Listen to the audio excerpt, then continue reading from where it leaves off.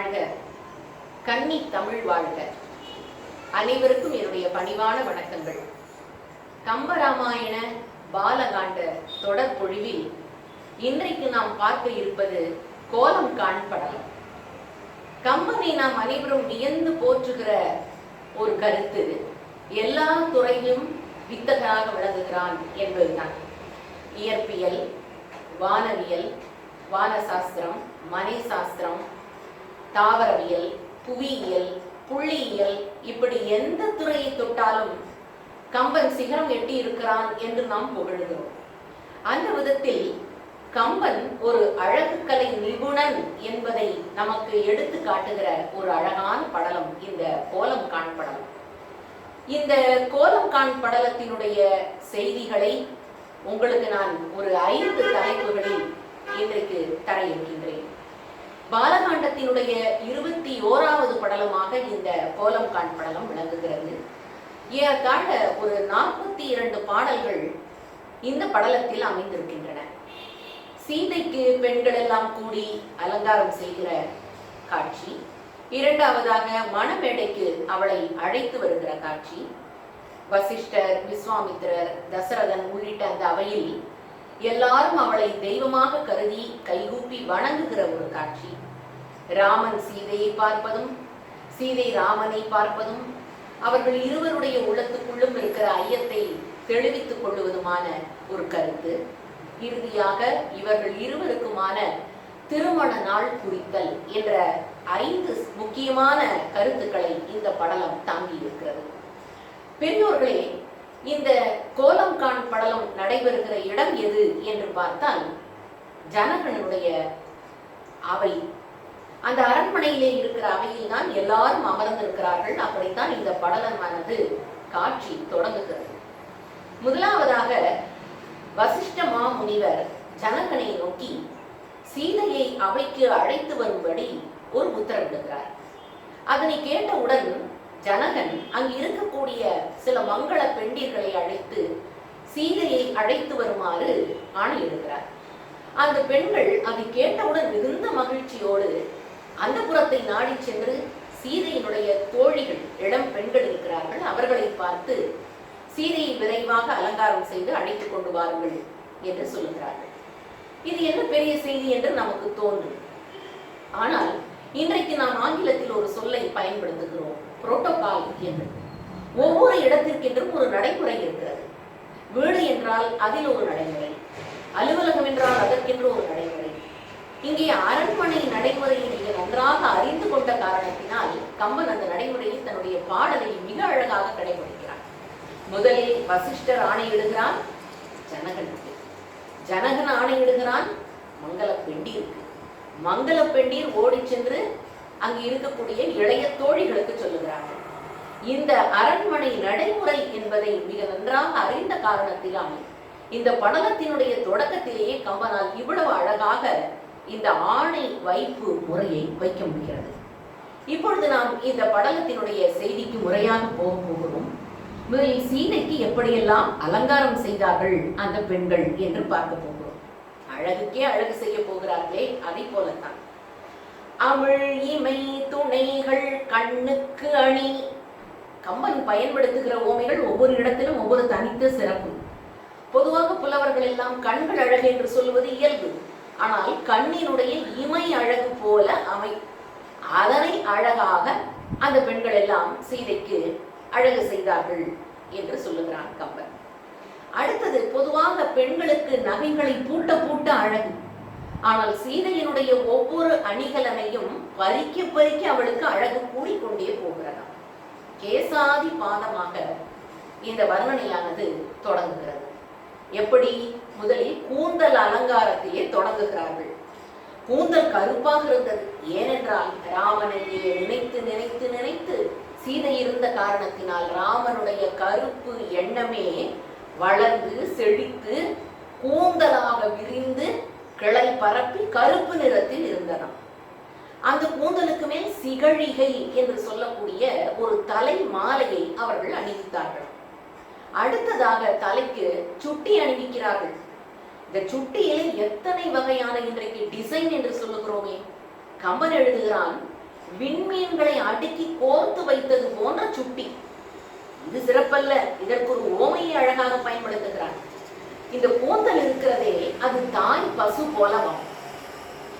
அந்த கூந்தலினுடைய வகுடியிலே வைக்கப்படுகிற சுட்டி இருக்கிறதே அது கன்று போலவாம்.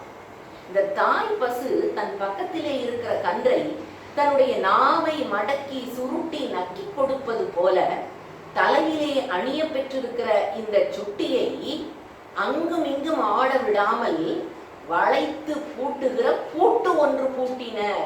இன்றைக்கு நாம் சொல்ல வேண்டும் என்றால், அந்த நடன மாதர்கள் எல்லாம் சுட்டியை வைத்து ஸ்லைடு என்ற ஆங்கிலத்தில் ஒரு வார்த்தை சொல்லுகிறோம், அப்படி பொருத்துகிறோம், ஊக்கு வைத்து பொருத்துகிறோமே, அது போல இந்த சுட்டியை வைத்து சீதைக்கு பொருத்தினார்களாம்.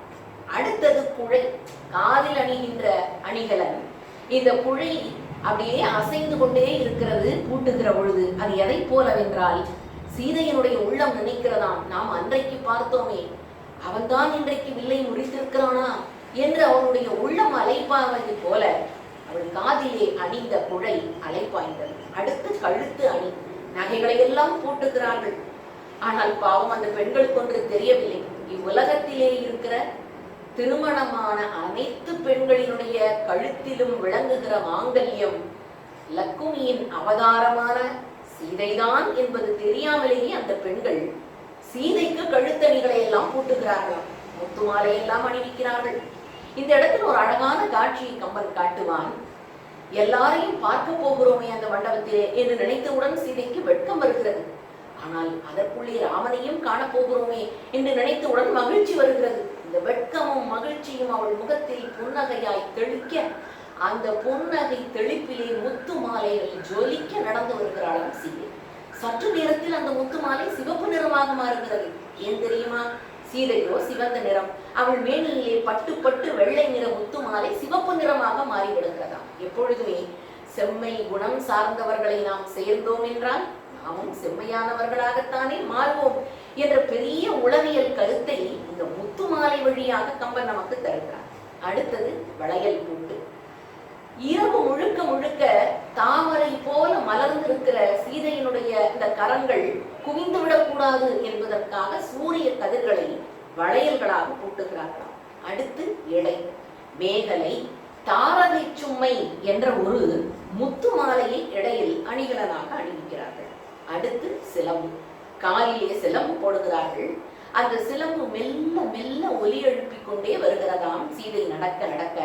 அது எப்படி இருக்கிறது என்றால், அந்த ஒலி மெல்லியன மெல்லியன என்று சீதையினுடைய பாதங்கள் எவ்வளவு மென்மை என்பதை அந்த சிலம்பு எடுத்து சொல்லுகிறதாம். இதெல்லாம் சரி, கம்பனிடத்தில் இருக்கிற ஒரு பெரிய நுட்பம், அது குறிப்பாக எங்களை போன்ற பெண்கள் அலங்காரம் செய்து கொள்கிற பொழுதுதான் தெரியும். அலங்காரம் செய்து கொள்வதற்கு முன்பு முதலாவதாக உடையை உடுத்திக் கொள்வது மரபு.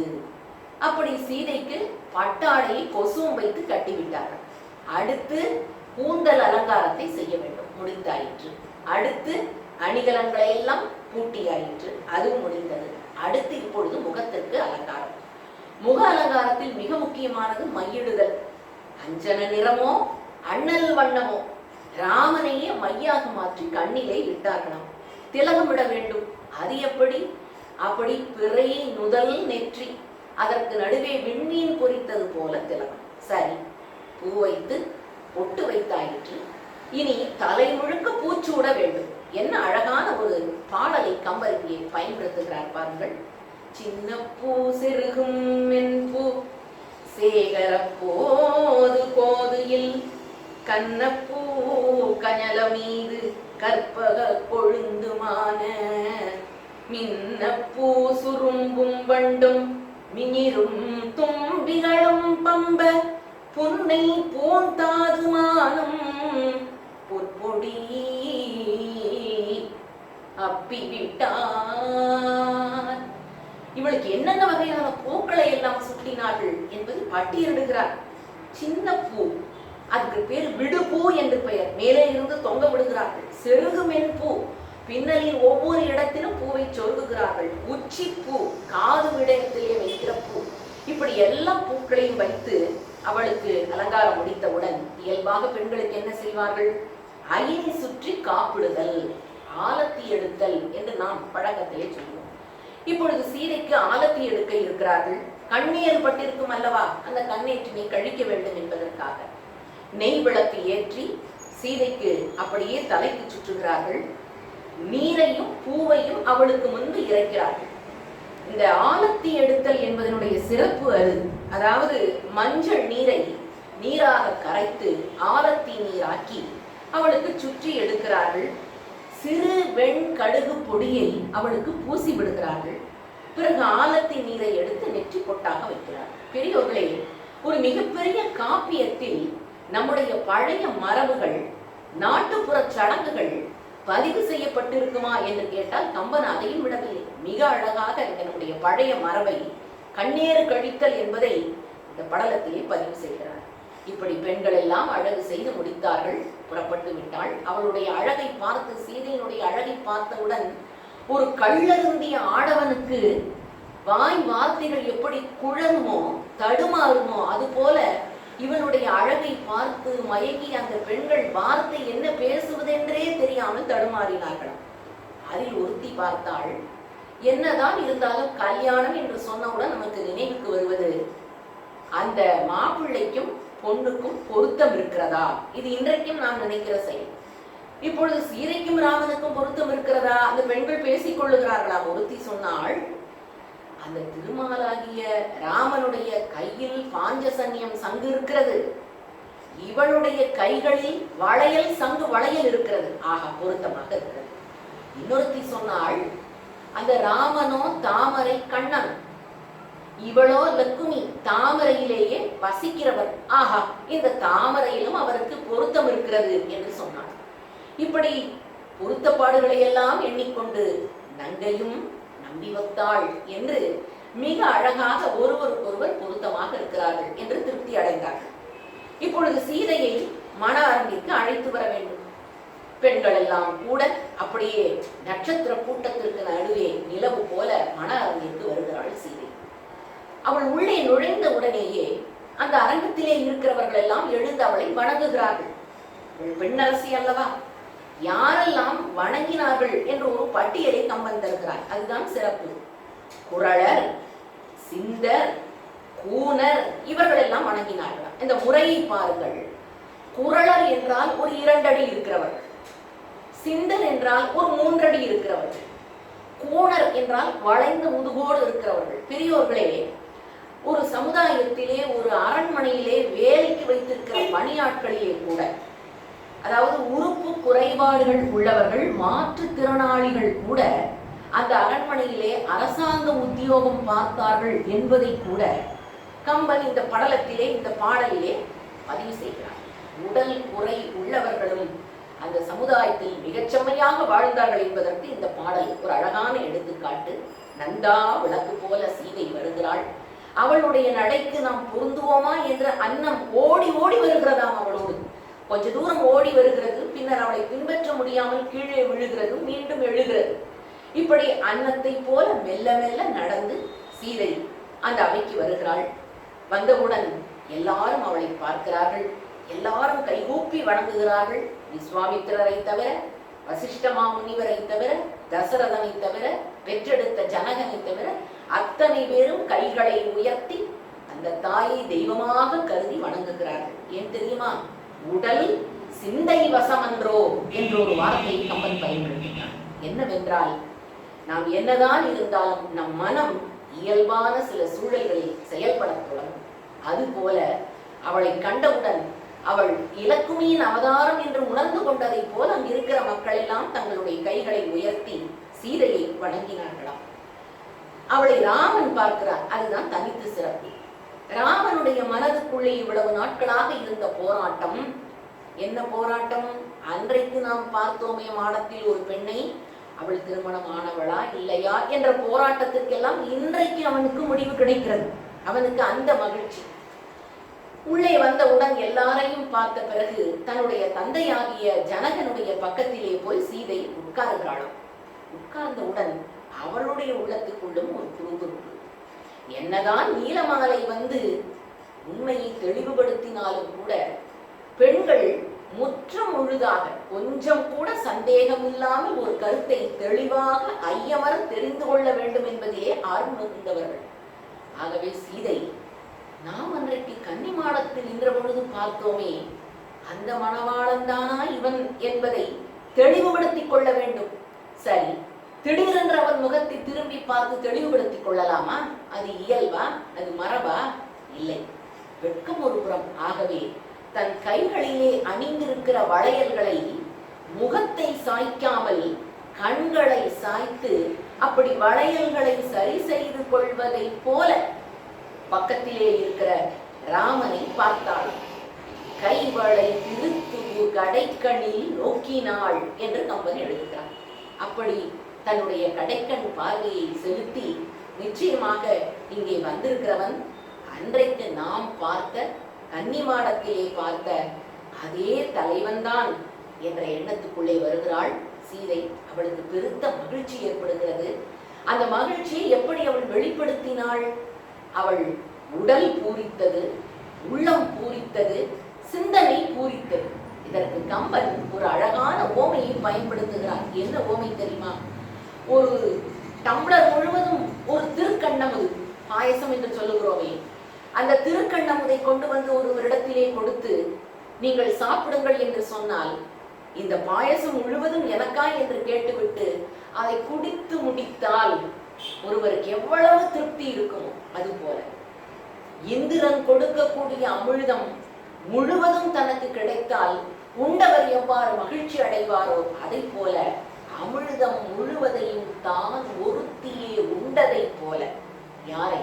அந்த திருமாலையே அடைய போகிறவளாயிற்றே. அப்படி ராமனை முழுவதுமாக தானே உண்டு மகிழ்ந்ததை போல திருப்தி அடைந்தாலும் அவளுடைய உடல் பூரித்ததாம், உள்ளம் பூரித்ததாம், மகிழ்ச்சி வெள்ளத்திலே அமர்ந்திருக்கிறாள். இப்பொழுது ஒரு குரல் கேட்கிறது. என்ன தெரியுமா? விஸ்வாமித்திர முனிவரே, தசரதன் கூறுகிறான், எப்பொழுது நாம் திருமணத்தை வைத்துக் கொள்ளலாம்? நாளை புரியுங்கள் என்று தொடர்கிறார். உடனே விஸ்வாமித்திரர் எழுந்து சொல்லுகிறார், நாளையே நன்னாள், நாளைக்கே மிகச் சிறப்பான நாள் இருக்கிறது, திருமணத்தை நடத்தி விடலாம் என்று சொல்லுகிறார். இதை கேட்டவுடன் அங்கிருக்கிறவர்கள் அத்தனை பேருடைய முகத்திலும் மகிழ்ச்சி. அத்தனை பேரும் விரைவாக ராமனுக்கும் சீதைக்கும் நடக்க இருக்கிற திருமணத்தை காணப்போகிறோம் என்ற மகிழ்ச்சி வெள்ளத்திலே எல்லாருமாக அந்த அரங்கத்திலே இருந்து புறப்பட்டு செல்லுவதற்காக தயாராகி கொண்டிருக்கிறார்களாம். எல்லா நாட்டு அரசர்களும் அவரவர்களுக்குரிய வாகனத்திலே ஏறி புறப்பட்டார்கள். தசரதனும் தன்னுடைய மகனாக இருக்கிற ராமனை அழைத்து கொண்டு புறப்படுகிறான். ஜனகன் இனி என்னென்ன வேலைகளை செய்ய வேண்டும் என்ற எண்ண ஓட்டம் நெஞ்சத்திலே இருக்க அவனும் அடுத்த வேலைக்காக செல்லுகிறான். பிரியா மனதுடன் ராமனும் சீதையும் ஒரு கணம் சந்தித்துக் கொள்ளுகிறார்கள். இதோடுதான் இந்த கோலம்காண் படலம் முடிகிறது. நாமும் பிரியா மனத்துடன் அடுத்த படலத்திற்கு செல்ல போகிறோம். மகிழ்ச்சி வெள்ளத்தில். ஏன் தெரியுமா? அடுத்தது திருமணம் நடக்க இருக்கிற அடிமணல படலமாயிற்றே. ஆகவே அடுத்த படலத்திற்கு நாம் செல்ல இருக்கிறோம்.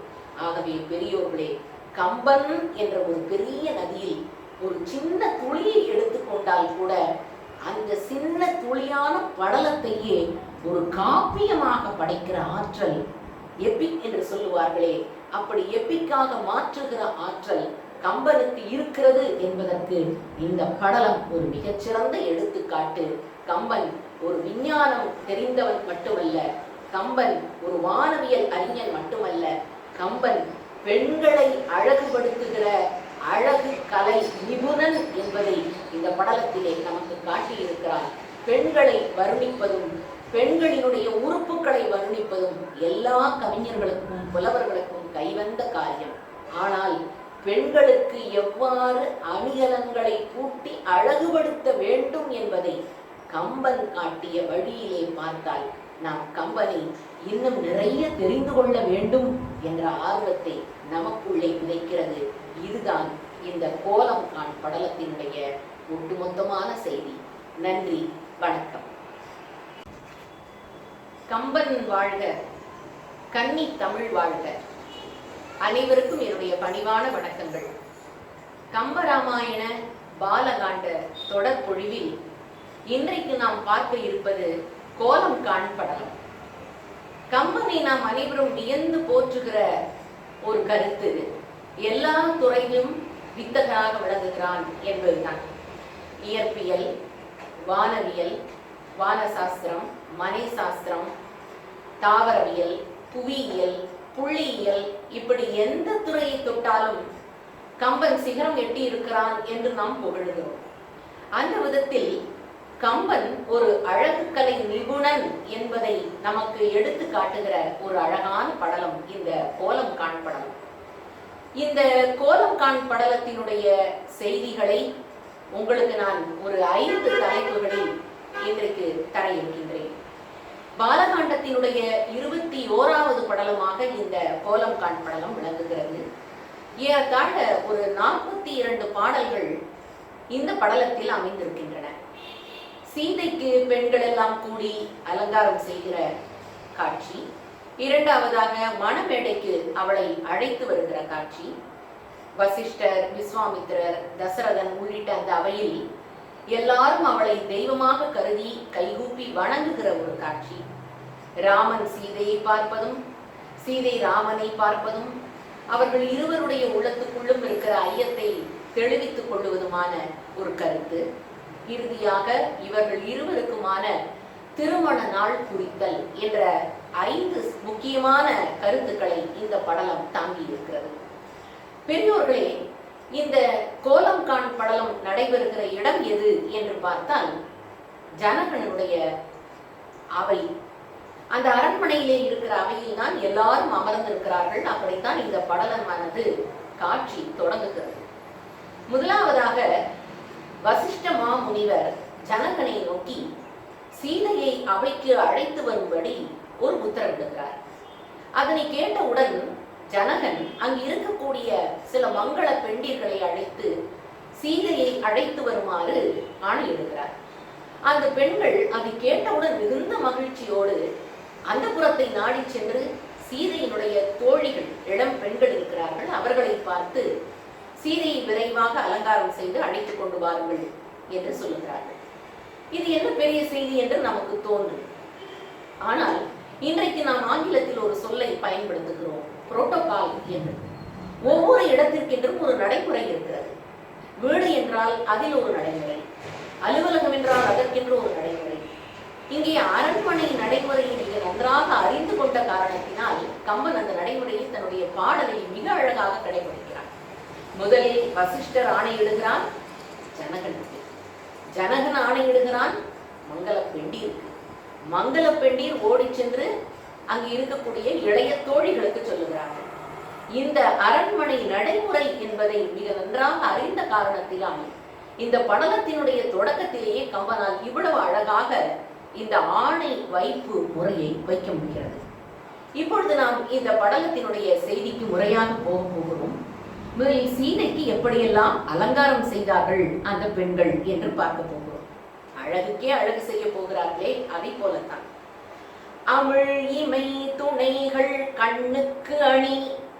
கம்பன் பயன்படுத்துகிற ஓமைகள் ஒவ்வொரு இடத்திலும் ஒவ்வொரு தனித்த சிறப்பு. பொதுவாக புலவர்கள் எல்லாம் கண்கள் அழகு என்று சொல்வது இயல்பு. ஆனால் கண்ணினுடைய இமை அழகு போல அமை, அதனை அழகாக அந்த பெண்கள் எல்லாம் சீதைக்கு அழகு செய்தார்கள் என்று சொல்லுகிறான் கம்பன். அடுத்தது, பொதுவாக பெண்களுக்கு நகைகளை பூட்ட பூட்ட அழகு. ஆனால் சீதையினுடைய ஒவ்வொரு அணிகலனையும் பறிக்க பறிக்க அவளுக்கு அழகு கூடிக்கொண்டே போகிறதாம். கேசாதி பாதமாக இந்த வர்ணனையானது தொடங்குகிறது. எப்படி? முதலில் கூந்தல் அலங்காரத்திலே தொடங்குகிறார்கள். கூந்தல் கருப்பாக இருந்தது. ஏனென்றால் ராமனையே நினைத்து நினைத்து நினைத்து சீதை இருந்த காரணத்தினால் ராமனுடைய கருப்பு எண்ணமே வளர்ந்து செழித்து கூந்தலாக விரிந்து கிளை பரப்பி கருப்பு நிறத்தில் இருந்ததாம். அந்த கூந்தலுக்கு மேல் சிகழிகை என்று சொல்லக்கூடிய ஒரு தலை மாலையை அவர்கள் அணிவித்தார்கள். அடுத்ததாக தலைக்கு சுட்டி அணிவிக்கிறார்கள். இந்த சுட்டியில எத்தனை வகையான இன்றைக்கு டிசைன் என்று சொல்லுகிறோமே. கம்பன் எழுதுகிறான், விண்மீன்களை அடுக்கி கோர்த்து வைத்தது போன்ற சுட்டி. இது சிறப்பல்ல, இதற்கு ஒரு ஓமையை அழகாக பயன்படுத்துகிறார். இந்த கூந்தல் இருக்கிறதே அது தாய் பசு போலவாம். அந்த கூந்தலினுடைய வகுடியிலே வைக்கப்படுகிற சுட்டி இருக்கிறதே அது கன்று போலவாம். இந்த தாய் பசு தன் பக்கத்திலே இருக்கிற கன்றை தன்னுடைய நாவை மடக்கி சுருட்டி நக்கி கொடுப்பது போல தலையிலே அணிய பெற்றிருக்கிற இந்த சுட்டியை அங்கும் இங்கும் ஆட விடாமல் வளைத்து பூட்டுகிற பூட்டு ஒன்று பூட்டினர். இன்றைக்கு நாம் சொல்ல வேண்டும் என்றால் அந்த நடன மாதர்கள் எல்லாம் சுட்டியை வைத்து ஸ்லைடு என்ற ஆங்கிலத்தில் ஒரு வார்த்தை சொல்லுகிறோம். அப்படி பொருத்துகிறோம், ஊக்கு வைத்து பொருத்துகிறோமே, அது போல இந்த சுட்டியை வைத்து சீதைக்கு பொருத்தினார்களாம். அடுத்தது குழை, காதில் அணிகின்ற அணிகலன். இந்த குழை அப்படியே அசைந்து கொண்டே இருக்கிறது பூட்டுகிற பொழுது. அது எதை போலவென்றால் சீதையனுடைய உள்ளம் நினைக்கிறதாம், நாம் அன்றைக்கு பார்த்தோமே அவன்தான் இன்றைக்கு வில்லை முறித்திருக்கிறானா என்று அவனுடைய உள்ளம் அலைப்பாவது போல அவள் காதிலே அணிந்த குழை அலைப்பாய்ந்தது. அடுத்து கழுத்து அணி, நகைகளை எல்லாம் பூட்டுகிறார்கள். ஆனால் பாவம் அந்த பெண்களுக்கு ஒன்று தெரியவில்லை. இவ்வுலகத்திலே இருக்கிற திருமணமான அனைத்து பெண்களினுடைய கழுத்திலும் விளங்குகிற மாங்கல்யம் லக்குமியின் அவதாரமான சீதைதான் என்பது தெரியாமலேயே அந்த பெண்கள் சீதைக்கு கழுத்தணிகளை எல்லாம் பூட்டுகிறார்களாம், முத்து மாலை எல்லாம் அணிவிக்கிறார்கள். இந்த இடத்துல ஒரு அழகான காட்சியை கம்பன் காட்டுவான். எல்லாரையும் பார்க்க போகிறோமே அந்த மண்டபத்திலே என்று நினைத்தவுடன் சீதைக்கு வெட்கம் வருகிறது. ஆனால் அதற்குள்ளே ராமனையும் காணப்போகிறோமே என்று நினைத்தவுடன் மகிழ்ச்சி வருகிறது. இந்த வெட்கமும் மகிழ்ச்சியும் அவள் முகத்தில் புன்னகையாய் தெளிக்க, அந்த புன்னகை தெளிப்பிலே முத்து மாலைகள் ஜொலிக்க நடந்து வருகிறாளாம் சீதை. சற்று நேரத்தில் அந்த முத்து மாலை சிவப்பு நிறமாக மாறுகிறது. ஏன் தெரியுமா? சீதையோ சிவந்த நிறம், அவள் மேனியிலே பட்டு பட்டு வெள்ளை நிற முத்து மாலை சிவப்பு நிறமாக மாறிவிடுகிறதாம். எப்பொழுதுமே செம்மை குணம் சார்ந்தவர்களை நாம் சேர்ந்தோம் என்றால் நாமும் செம்மையானவர்களாகத்தானே மாறுவோம் என்ற பெரிய உளவியல் கருத்தை இந்த முத்து மாலை வழியாக கம்பன் நமக்கு தருகிறார். அடுத்தது வளையல் பூட்டு. இரவு முழுக்க முழுக்க தாமரை போல மலர்ந்திருக்கிற சீதையினுடைய இந்த கரங்கள் குவிந்து விடக்கூடாது என்பதற்காக சூரிய கதிர்களை வளையல்களாக பூட்டுகிறார்களாம். அடுத்து இடை, மேகலை, தாரகை சும்மை என்ற ஒரு முத்து மாலையை இடையில் அணிகலனாக அணிவிக்கிறார்கள். அடுத்து சிலம்பு, காலிலே சிலம்பு போடுகிறார்கள். அந்த சிலம்பு மெல்ல மெல்ல ஒலி எழுப்பிக் கொண்டே வருகிறதாம் சீதை நடக்க நடக்க. அது எப்படி இருக்கிறது என்றால் அந்த ஒலி மெல்லியன மெல்லியன என்று சீதையினுடைய பாதங்கள் எவ்வளவு மென்மை என்பதை அந்த சிலம்பு எடுத்து சொல்லுகிறதாம். இதெல்லாம் சரி. கம்பனிடத்தில் இருக்கிற ஒரு பெரிய நுட்பம், அது குறிப்பாக எங்களை போன்ற பெண்கள் அலங்காரம் செய்து கொள்கிற பொழுதுதான் தெரியும். அலங்காரம் செய்து கொள்வதற்கு முன்பு முதலாவதாக உடையை உடுத்திக் கொள்வது மரபு. அப்படி சீதைக்கு பட்டாடையை கொசுவும் வைத்து கட்டிவிட்டார்கள். அடுத்து கூந்தல் அலங்காரத்தை செய்ய வேண்டும், முடிந்தாயிற்று. அடுத்து அணிகலன்களை எல்லாம் பூட்டியாயிற்று, அதுவும் முடிந்தது. அடுத்து இப்பொழுது முகத்திற்கு அலங்காரம். முக அலங்காரத்தில் மிக முக்கியமானது மையிடுதல். அஞ்சன நிறமோ அண்ணல் வண்ணமோ ராமனையே மையாக மாற்றி கண்ணிலே இட்டார்களாம். திலகமிட வேண்டும். அது எப்படி? அப்படி பிறை நுதல் நெற்றி, அதற்கு நடுவே விண்மீன் பொறித்தது போல திலகம். சரி, பூ வைத்து பொட்டு வைத்தாயிற்று. இனி தலை முழுக்க பூச்சூட வேண்டும். என்ன அழகான ஒரு பாடலை கம்பர் இங்கே பயன்படுத்துகிறார் பாருங்கள். சின்ன பூ சிறுகும் மென்பூ சேகர போது கோதுயில் கண்ணப்பூ கஞல மீது கற்பக கொழுந்துமான மின்னப்பூ சுரும்பும் வண்டும் மினிரும் தும்பிகளும் பம்ப புன்னை பூந்தாதுமானும் பொற்பொடி அப்பிவிட்டார். இவளுக்கு என்னென்ன வகையான பூக்களை எல்லாம் சுட்டினார்கள் என்பது பட்டியலிடுகிறார். சின்ன பூ, அதுக்கு பேர் விடுபூ என்று பெயர். மேலே இருந்து தொங்க விடுகிறார்கள். செருகுமென் பூ, பின்னலில் ஒவ்வொரு இடத்திலும் பூவை சொருகுகிறார்கள். உச்சி பூ, காது விடயத்திலே வைக்கிற பூ. இப்படி எல்லா பூக்களையும் வைத்து அவளுக்கு அலங்காரம் முடித்தவுடன் இயல்பாக பெண்களுக்கு என்ன செய்வார்கள்? அயினை சுற்றி காப்பிடுதல், ஆலத்தி எடுத்தல் என்று நாம் பழக்கத்திலே சொல்லுவோம். இப்பொழுது சீதைக்கு ஆலத்தி எடுக்க இருக்கிறார்கள். கண்ணீர் பட்டிருக்கும் அல்லவா, அந்த கண்ணீற்றினை கழிக்க வேண்டும் என்பதற்காக நெய் விளக்கு ஏற்றி சீதைக்கு அப்படியே தலைக்கு சுற்றுகிறார்கள். நீரையும் பூவையும் அவளுக்கு முன்பு இறைக்கிறார்கள். இந்த ஆலத்தி எடுத்தல் என்பதனுடைய சிறப்பு அது. அதாவது மஞ்சள் நீரை நீராக கரைத்து ஆலத்தி நீராக்கி அவளுக்கு சுற்றி எடுக்கிறார்கள். சிறு வெண் கடுகு பொடியை அவளுக்கு பூசி விடுகிறார்கள். பிறகு ஆலத்தி நீரை எடுத்து நெற்றி பொட்டாக வைக்கிறார். பெரியோர்களே, ஒரு மிகப்பெரிய காப்பியத்தில் நம்முடைய பழைய மரபுகள், நாட்டுப்புற சடங்குகள் பதிவு செய்யப்பட்டிருக்குமா என்று கேட்டால் கம்பன் அதையும் விடவில்லை. மிக அழகாக நம்முடைய பழைய மரபை, கண்ணீர் கழித்தல் என்பதை இந்த படலத்திலே பதிவு செய்கிறார். இப்படி பெண்கள் எல்லாம் அழகு செய்து முடித்தார்கள். புறப்பட்டு விட்டாள். அவளுடைய அழகை பார்த்து, சீதையினுடைய அழகை பார்த்தவுடன் ஒரு கள்ளருந்திய ஆடவனுக்கு வாய் வார்த்தைகள் எப்படி குழறுமோ தடுமாறுமோ அது போல இவனுடைய அழகை பார்த்து மயங்கி அந்த பெண்கள் வார்த்தை என்ன பேசுவதென்றே தெரியாமல் தடுமாறினார்களாம். அதில் ஒருத்தி பார்த்தாள். என்னதான் இருந்தாலும் கல்யாணம் என்று சொன்னவுடன் நமக்கு நினைவுக்கு வருவது அந்த மாப்பிள்ளைக்கும் பொண்ணுக்கும் பொருத்தம் இருக்கிறதா? இது இன்றைக்கும் நாம் நினைக்கிற செயல். இப்பொழுது சீதைக்கும் ராமனுக்கும் பொருத்தம் இருக்கிறதா? அந்த பெண்கள் பேசிக் கொள்ளுகிறார்களா? ஒருத்தி சொன்னாள், அந்த திருமாலாகிய ராமனுடைய கையில் பாஞ்சசன்யம் சங்கு இருக்கிறது, இவளுடைய கைகளில் வளையல் சங்கு வளையல் இருக்கிறது. ஆக பொருத்தமாக இருக்கிறது. இன்னொருத்தி சொன்னாள், அந்த ராமனோ தாமரை கண்ணன், இவளோ லக்குமி தாமரையிலேயே வசிக்கிறவர். ஆஹா, இந்த தாமரையிலும் அவருக்கு பொருத்தம் இருக்கிறது என்று சொன்னாள். இப்படி பொருத்தப்பாடுகளை எல்லாம் எண்ணிக்கொண்டு நங்கையும் நம்பி வந்தாள் என்று மிக அழகாக ஒருவருக்கொருவர் பொருத்தமாக இருக்கிறார்கள் என்று திருப்தி அடைந்தார்கள். இப்பொழுது சீதையை மண அரங்கிற்கு அழைத்து வர வேண்டும். பெண்கள் எல்லாம் கூட அப்படியே நட்சத்திர கூட்டத்திற்கு நடுவே நிலவு போல மண அரங்கிற்கு வருகிறாள் சீதை. அவள் உள்ளே நுழைந்த உடனேயே அந்த அரங்கத்திலே இருக்கிறவர்கள் எல்லாம் எழுந்து அவளை வணங்குகிறார்கள். பெண்ணரசி அல்லவா, யாரெல்லாம் வணங்கினார்கள் என்று ஒரு பட்டியலை கம்பன் தருகிறார். அதுதான் சிறப்பு. குறளர், சிந்தர், கூனர் இவர்கள் எல்லாம் வணங்கினார்கள். இந்த முறையை பாருங்கள். குறளர் என்றால் ஒரு 2 அடி இருக்கிறவர்கள், சிந்தர் என்றால் ஒரு 3 அடி இருக்கிறவர்கள், கூனர் என்றால் வளைந்த முதுகோடு இருக்கிறவர்கள். பெரியோர்களே, ஒரு சமுதாயத்திலே ஒரு அரண்மனையிலே வேலைக்கு வைத்திருக்கிற பணியாட்களிலே கூட, அதாவது உறுப்பு குறைபாடுகள் உள்ளவர்கள், மாற்றுத்திறனாளிகள் கூட அந்த அரண்மனையிலே அரசாங்க உத்தியோகம் பார்த்தார்கள் என்பதை கூட கம்பன் இந்த படலத்திலே, இந்த பாடலிலே பதிவு செய்கிறார். உடல் குறை உள்ளவர்களும் அந்த சமுதாயத்தில் மிகச்செம்மையாக வாழ்ந்தார்கள் என்பதற்கு இந்த பாடல் ஒரு அழகான எடுத்துக்காட்டு. நந்தா விளக்கு போல சீதை வருகிறாள். அவளுடைய நடைக்கு நாம் பொருந்துவோமா என்ற அன்னம் ஓடி ஓடி வருகிறதாம். அவளோடு கொஞ்ச தூரம் ஓடி வருகிறது, பின்னர் அவளை பின்பற்ற முடியாமல் கீழே விழுகிறது, மீண்டும் எழுகிறது. இப்படி அன்னத்தை போல மெல்ல மெல்ல நடந்து சீதை அந்த அவைக்கு வருகிறாள்.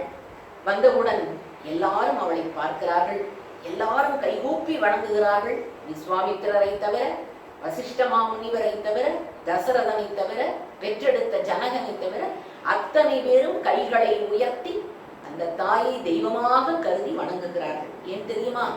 உடல் சிந்தை வசமன்றோ என்ற ஒரு வார்த்தையை கம்பன் பயன்படுத்தினார். என்னவென்றால், நாம் என்னதான் இருந்தாலும் நம் மனம் இயல்பான சில சூழல்களில் செயல்பட தொடங்கும்.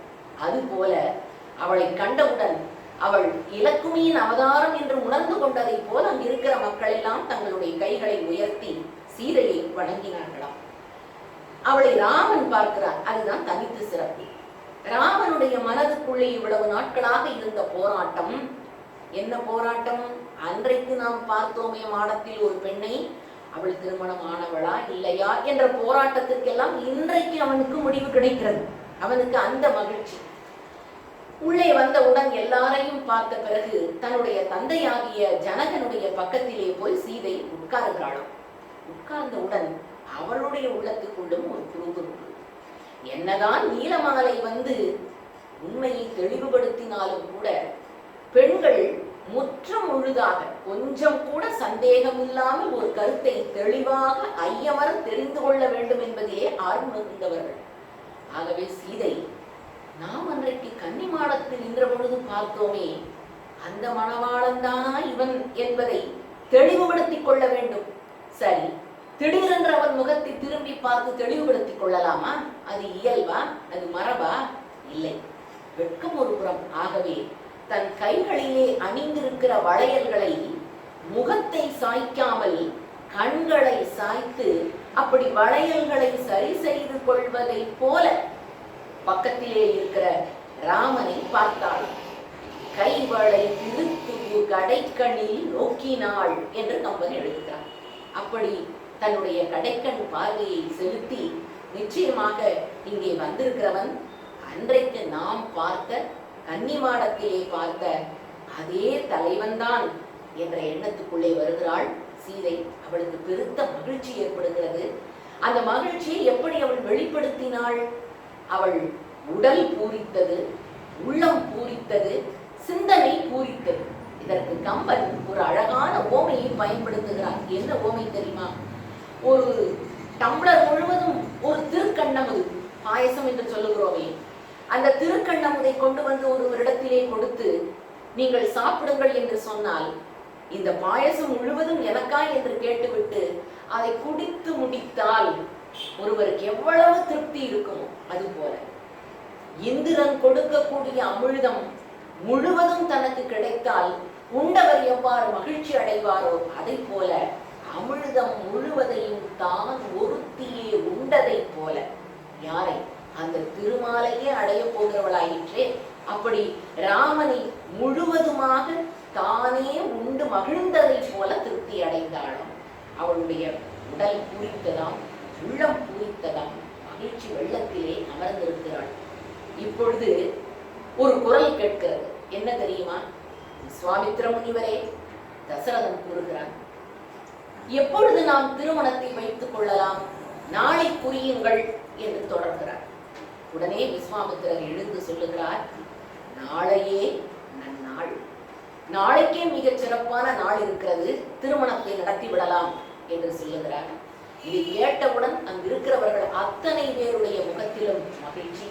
அத்தனை பேரும் விரைவாக ராமனுக்கும் சீதைக்கும் நடக்க இருக்கிற திருமணத்தை காணப்போகிறோம் என்ற மகிழ்ச்சி வெள்ளத்திலே எல்லாருமாக அந்த அரங்கத்திலே இருந்து புறப்பட்டு செல்லுவதற்காக தயாராகி கொண்டிருக்கிறார்களாம். எல்லா நாட்டு அரசர்களும் அவரவர்களுக்குரிய வாகனத்திலே ஏறி புறப்பட்டார்கள். தசரதனும் தன்னுடைய மகனாக இருக்கிற ராமனை அழைத்து கொண்டு புறப்படுகிறான். ஜனகன் இனி என்னென்ன வேலைகளை செய்ய வேண்டும் என்ற எண்ண ஓட்டம் நெஞ்சத்திலே இருக்க அவனும் அடுத்த வேலைக்காக செல்லுகிறான். பிரியா மனதுடன் ராமனும் சீதையும் ஒரு கணம் சந்தித்துக் கொள்ளுகிறார்கள். இதோடுதான் இந்த கோலம்காண் படலம் முடிகிறது. நாமும் பிரியா மனத்துடன் அடுத்த படலத்திற்கு செல்ல போகிறோம். மகிழ்ச்சி வெள்ளத்தில். ஏன் தெரியுமா? அடுத்தது திருமணம் நடக்க இருக்கிற கடிமணல படலமாயிற்றே. ஆகவே அடுத்த படலத்திற்கு நாம் செல்ல இருக்கிறோம். ஆகவே பெரியோர்களே, கம்பன் என்ற ஒரு பெரிய நதியில் ஒரு சின்ன துளியை எடுத்துக்கொண்டால் கூட அந்த சின்ன துளியான படலத்தையே ஒரு காப்பியமாக படைக்கிற ஆற்றல், எபிக் என்று சொல்லுவார்களே, அப்படி எபிக்காக மாற்றுகிற ஆற்றல் கம்பனுக்கு இருக்கிறது என்பதற்கு இந்த படலம் ஒரு மிகச்சிறந்த எடுத்துக்காட்டு. கம்பன் ஒரு விஞ்ஞானம் தெரிந்தவன் மட்டுமல்ல, கம்பன் ஒரு வானவியல் அறிஞன் மட்டுமல்ல, கம்பன் பெண்களை அழகுபடுத்துகிற அழகு கலை நிபுணன் என்பதை இந்த படலத்திலே நமக்கு காட்டியிருக்கிறார். பெண்களை வர்ணிப்பதும் பெண்களினுடைய உறுப்புகளை வர்ணிப்பதும் எல்லா கவிஞர்களுக்கும் புலவர்களுக்கும் கைவந்த காரியம். ஆனால் பெண்களுக்கு எவ்வாறு அணிகலன்களை கூட்டி அழகுபடுத்த வேண்டும் என்பதை கம்பன் காட்டிய வழியிலே பார்த்தால் நாம் கம்பனை இன்னும் நிறைய தெரிந்து கொள்ள வேண்டும் என்ற ஆர்வத்தை நமக்குள்ளே விதைக்கிறது. இதுதான் இந்த கோலம்காண் படலத்தினுடைய ஒட்டுமொத்தமான செய்தி. நன்றி, வணக்கம்.